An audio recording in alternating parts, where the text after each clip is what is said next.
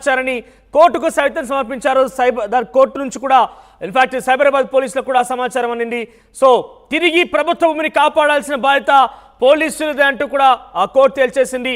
ఇక మల్లారెడ్డి హల్చల్ చేశారు. గతంలోనే ఒక నెల రోజుల క్రితం 82 సర్వే నెంబర్ల గల భూమి మొత్తం కూడా తనదే, కానీ ఇతరులు వచ్చి కబ్జా చేస్తున్నారంటూ కూడా పోలీసులకు రక్షణ ఇవ్వాలంటూ కూడా ఆయన ఆరోపించారు. మామూలు ఇద్దరు కూడా కలిసి ఆ సమీప ఆ స్థలానికి వెళ్ళి, ఆ భూమి ఉన్న చోటుకు వెళ్ళి పెద్ద ఎత్తున రాద్ధాంతం చేశారు. ఒక హల్చల్ వాతావరణం క్రియేట్ చేశారు. ఇక దొంగే దొంగ దొంగ అన్న చందంగా మల్లారెడ్డి భూమిని ఇతరులు కబ్జా చేస్తున్నారు, అధికార కాంగ్రెస్ పార్టీకి సంబంధించిన వ్యక్తుల హస్తం ఉందంటూ కూడా మల్లారెడ్డి ఆరోపించారు. ఎమ్మెల్యే ప్రభుత్వ వైపు అడ్లూరు లక్ష్మణ్ కుమార్ దీంట్లో చాలా కీలకంగా ఉన్నారంటూ కూడా చెప్పారు. ఇద్దరి మధ్య వాదోపాదనలు కూడా జరిగాయి, కౌంటర్ రీకౌంటర్ కూడా జరిగాయి. ఇక కానీ రెవెన్యూ అధికారుల ఇన్వాల్వ్మెంట్ తోని ఆ పూర్తి భూమి సర్వే చేసిన తర్వాత నిర్ధారణకు వచ్చిన అంశం ఏంటంటే మల్లారెడ్డియే ఈ సర్కార్ భూమిని కబ్జా చేశారు. 33 గుంటల సర్కార్ భూమిని, ప్రభుత్వ భూమిని మల్లారెడ్డి కబ్జా చేశారు. ఇక సుచిత్రలోని సర్వే నెంబర్ 82లోని వివాదాస్పదమైన భూములపై రెవెన్యూ శాఖ అధికారులు బుధవారం హైకోర్టుకి నివేదిక అందించారు. ఈ భూ వివాదంలో గతంలోనే 15 మంది బాధితులు హైకోర్టును ఆశ్రయించారు. అయితే కోర్టు కేసులు ఆదేశాలున్నప్పటికీ 33 గుంటలకు పైగా భూమిని మల్లారెడ్డి ఆక్రమించారంటూ కూడా ఈరోజు రెవెన్యూ అధికారులు నిర్ధారించారు. ఫెన్సింగ్ తొలగించి ఆక్రమించుకునే ప్రయత్నం చేశారని ఆరోపించారు. సర్వే రిపోర్టును కోర్టు ద్వారా సైబరాబాద్ పోలీసులు అందజేశారు. ఇక ప్రభుత్వ భూమిలోకి ఇతరులు ఆక్రమంగా ప్రవేశించకుండా ఏర్పాట్లు చేయాలని కూడా సూచించారు. ఓవరాల్ గా మల్లారెడ్డి గతంలో చేసిన హల్చల్ అంతా ఇంత కాదు. మామూలు ఇద్దరు కూడా వెళ్ళి తన అంగబలంతో అక్కడ పూర్తి ఫెన్సింగ్ కూడా ధ్వంసం చేసే ప్రయత్నం చేశారు. ఇతరులు ఎవరో వచ్చి తమ భూమిని కబ్జా చేయబోయారంటూ కూడా వాళ్ళు పెద్ద ఎత్తున ఆరోపించారు. సో 100 మందికి పైగా వ్యక్తులను అక్కడ తీసుకెళ్లి అటువంటి షీట్స్ మొత్తం తొలగించి ఇదంతా తమదే అంటూ కూడా బుకాయించే ప్రయత్నం చేశారు. మామ అల్లుళ్ళు ఇద్దరు కూడా పోలీసులతో తీవ్ర వాగ్వాదాన్ని దిగారు. తనకు ఎటువంటి అన్యాయం తెలియదు, నాకు చాలా పకడ్బందీగా భూమి నాది అంటూ కూడా తాను ఆధారాలు కూడా చూపిస్తా అంటూ కూడా చెప్పారు. మీరు ఆర్టీవీ స్క్రీన్ విజువల్స్ చూడొచ్చు. గతంలో ఈ సర్వే నెంబర్ మీద కొంత హల్చల్ చేస్తున్న నేపథ్యంలో మల్లారెడ్డి తర్వాత అల్లుడు రాజశేఖర్ రెడ్డి ఇద్దరు కూడా పోలీసులతోని ఏ రకమైన వాగ్వాదాన్ని దిగారో చూడొచ్చు. ఒక్కసారిగా 100 మందితో వచ్చి అక్కడ ఆ ఫెన్సింగ్ కూల్ చేశారు. అందరినీ భయభ్రాంతులకు గురి చేసిన పరిస్థితి. సో మల్లారెడ్డి ఇప్పుడు రెవెన్యూ అధికారుల సర్వేతో తేటతెల్లమైనది ఏంటంటే మల్లారెడ్డియే సర్కార్ భూమిని కబ్జా చేశారు. 33 గుంటల ప్రభుత్వ భూమిని మల్లారెడ్డి కబ్జా చేశారని నిర్ధారణమైంది. ఇక తిరిగి ప్రభుత్వం దాన్ని జప్తు చేసుకునే ప్రయత్నం చేస్తోంది. పోలీసు అధికారులు ఇప్పటికే రంగంలోకి కూడా దిగారు. ఒకసారి దీనికి సంబంధించి మరింత సమాచారం ప్రతినిధి మధు లైవ్ ద్వారా అందిస్తారు. మధు, సో గతంలో వివాదాస్పదమైనటువంటి భూమికి సంబంధించి మల్లారెడ్డి తనదే, కానీ ఇతరులు వచ్చి కబ్జా పెట్టారు, దానిలో అధికార కాంగ్రెస్ పార్టీ ప్రమేయం ఉందంటూ కూడా ఆరోపించారు. కానీ రెవెన్యూ అధికారులకు సంబంధించి ఈరోజు సర్వే చేసిన తర్వాత అసలు విషయం బయటకు వచ్చింది. సో నెక్స్ట్ అప్డేట్స్ ఏంటి, ఏ రకంగా చర్యలు ఉండబోతున్నాయి మల్లారెడ్డి మీద? తారీఖు రోజున మల్లారెడ్డికి సంబంధించినటువంటి ఆధీనంలో ఉన్నటువంటి భూమిలో, అంటే మల్లారెడ్డి ఆయన అల్లుడు రాజశేఖర్ రెడ్డి వాళ్ళ ఆధీనంలో ఉన్నటువంటి భూమిలోకి శ్రీనివాస్ రెడ్డి తర్వాత ఇంకా కొంతమంది మొత్తం 15 మందికి సంబంధించినటువంటి టీం ఎంటర్ అయ్యారు అనేటువంటిది పోలీస్ కంప్లైంట్ చేశారు. భారీగా వివాదమైంది. ఇష్యూ అంతా కూడా రాష్ట్ర వ్యాప్తంగా సంచలనంగా మారింది. ఎందుకంటే గతంలోనే మల్లారెడ్డికి సంబంధించినటువంటి భూ వివాదాలు కొనసాగుతుండడం, కాలేజీలో అక్రమ కట్టడాలు కట్టాడని, తర్వాత ప్రభుత్వ సంబంధించినటువంటి భూములను కాలేజీలో భాగం చేసుకున్నాడని చెప్పేసి రెవెన్యూ అధికారులు వెళ్లారు. అక్కడ కూల్చివేతలు చేశారు మేడ్చల్ జిల్లా కలెక్టర్ ఆదేశాల మేరకు. సో వాటి సంబంధించినటువంటి వార్త ఉండగానే సుచిత్రలో ఉన్నటువంటి ఈ భూమి తెరపైకి వచ్చింది. సర్వే నెంబర్ 82లో ఉన్నటువంటి భూమి తమదే అంటూ కొద్దిమంది రావడం జరిగింది. అక్కడ మొత్తం 1 ఎకరా 11 గుంటలు సంబంధించినటువంటి భూమి మేము కొనుగోలు చేశాము. ఒక్కొక్కరికి 15 మంది 400 గజాలు మాది.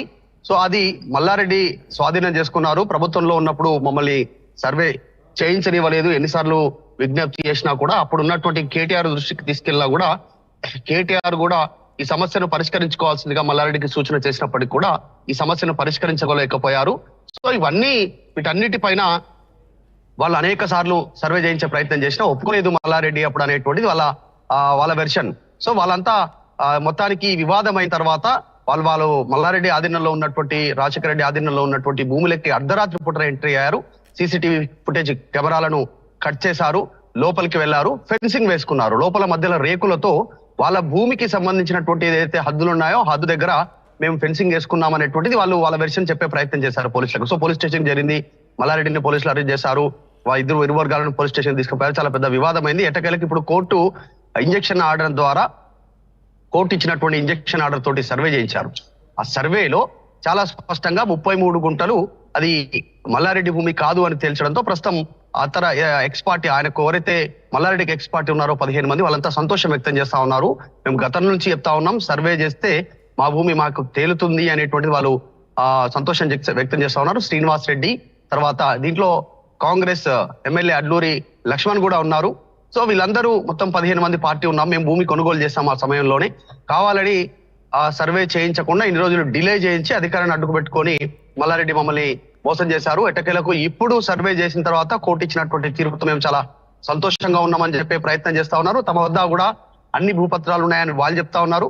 అసలు టోటల్ భూమికి సంబంధించినటువంటి మొత్తం పత్రాలు నా దగ్గర కూడా ఉన్నాయి అనేటువంటిది మల్లారెడ్డి, తర్వాత రాజశేఖర్ రెడ్డి మల్కాజ్గిరి ఎమ్మెల్యే ఆయన కూడా క్లెయిమ్ చేస్తా ఉన్నారు. సో మొత్తానికి ఇప్పుడు కోర్టు తీర్పుతో ఇదొక సర్వే చేసినటువంటి ఈ 82 సర్వే నెంబర్ లో చేసినటువంటి ఈ ప్రభుత్వ సర్వేతో 33 గుంటలు మల్లారెడ్డిది కాదని తేలింది. ఇక ముందు దీనికి సంబంధించినటువంటి వివాదం ఏ రకంగా ముందుకు వెళ్తుంది, దీనిపైన మల్లారెడ్డి రకంగా స్పందిస్తారు, ఆ ఇరు వర్గాలు స్పందిస్తాయనేటువంటిది చూడాలి. రైట్ మధు, మల్లారెడ్డి మీద ఎటువంటి యాక్షన్ తీసుకునే అవకాశం? ఎందుకంటే గతంలో కూడా సర్కార్ భూముల్లోనే ఆయన కట్టడాలు నిర్మించారని చాలా స్పష్టంగా కూల్చోవడం జరిగింది ప్రభుత్వం వచ్చిన తర్వాత. సో ఈ రోజు ఏకంగా సర్కార్ భూమిని కబ్జా చేసి తన భూమిని వేరే వాళ్ళు కబ్జా చేశారని ఒక రకంగా వాగ్వాదం దిగడం కావచ్చు, అక్కడ పెద్ద హల్చల్ చేయడం కావచ్చు. చూసిన తర్వాత మల్లారెడ్డి మీద ప్రభుత్వ భూమి కబ్జా విషయంలో ఎటువంటి యాక్షన్ తీసుకునే అవకాశం ఉంది? ఎగ్జాక్ట్లీ, ఎందుకంటే గతంలో మేడ్చల్ జిల్లా కలెక్టర్ ఇచ్చినటువంటి ఆదేశాల మేరకు ప్రభుత్వానికి సంబంధించినటువంటి పార్కు భూమిని కాలేజీకి వెళ్ళేటువంటి సమయంలో రోడ్డు వేశారని చెప్పేసి దాన్ని తొలగించారు. తర్వాత ఒక దగ్గర ప్రహారీ కూడా కట్టారని చెప్పేసి తొలగించారు.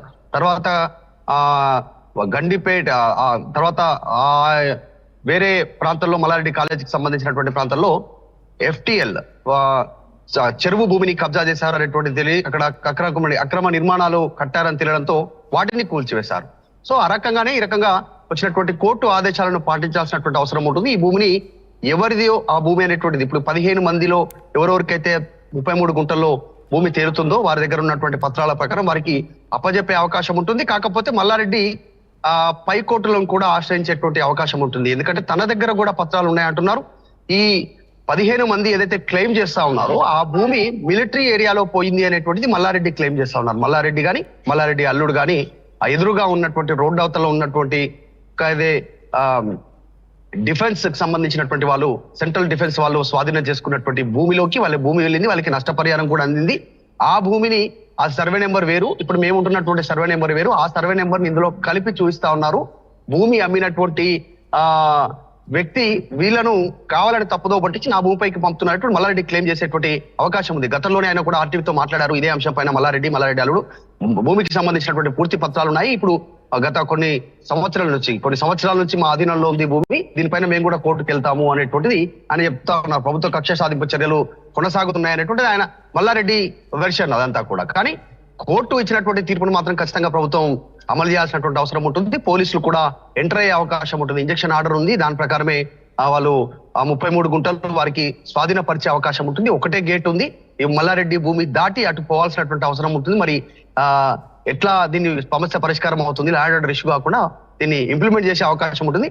మరి మల్లారెడ్డి కూడా హైకోర్టుకు వెళ్ళి స్టే తీసుకునేటువంటి అవకాశాలు ఉండొచ్చు. ఏం జరుగుతుందో చూడాలి. ఇంకా ఈ కేసు కొనసాగేటువంటి అవకాశం కనిపిస్తాం. Thank you. ఇక ఓవరాల్గా సంబంధించి మల్లారెడ్డి సుచిత్ర సమీపంలోని 82 సర్వే నెంబర్లో గల వివాదాస్పదమైన భూమి రెవెన్యూ అధికారులు నిగ్గు తేల్చారు. దానిలో ఉన్నటువంటి కుట్రలను బయటపెట్టారు. సర్కార్ భూమిని ఏకంగా మల్లారెడ్డి కబ్జా చేశారన్న విషయాన్ని రెవెన్యూ అధికారులు కోర్టుకు సమర్పించారు. సో కోర్టు కూడా ప్రభుత్వం తిరిగి జప్తు చేసుకోవాలని రకంగా ఆదేశాలు కూడా జారీ చేసింది.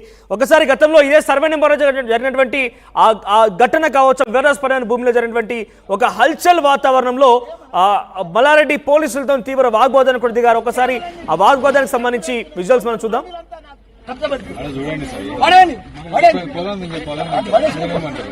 ఏమన్నా 5 నిమిషాలు పిల్లలు అంత పంపించారు. నేను గొడవ చేయాలని మనం కాదా? స్టేషన్కి ఎందుకు వస్తా? నీకనే ఇక్కడికి వచ్చినాం. వీడియో ఎవిడెన్స్ కూడా ఉంది నట్టు. డీసీపీ గారు కూడా చేసా అని ఉంది.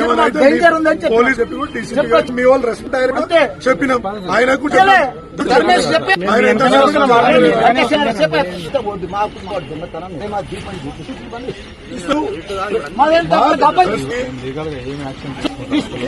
రెస్పాన్స్ ఏం కావాలి? రెస్పాన్స్ చేసిన నేను మంత్రిగా ఇక ఒకే ప్రహారీ గోడల మధ్య ఈ రెండు భూములు కూడా వివరాస్పదమైన ఒక సర్వే నెంబర్ ఉంది. అయితే ఇక్కడ ప్రత్యర్థి మల్లారెడ్డికి సంబంధించిన ప్రత్యర్థులకు సంబంధించి శ్రీనివాస్ రెడ్డితో పాటుగా ఒక 15 మంది వ్యక్తులు ఉన్నారు. అందరూ కూడా ఎకరం 11 గుంటల భూమిని కొనుగోలు చేశారు.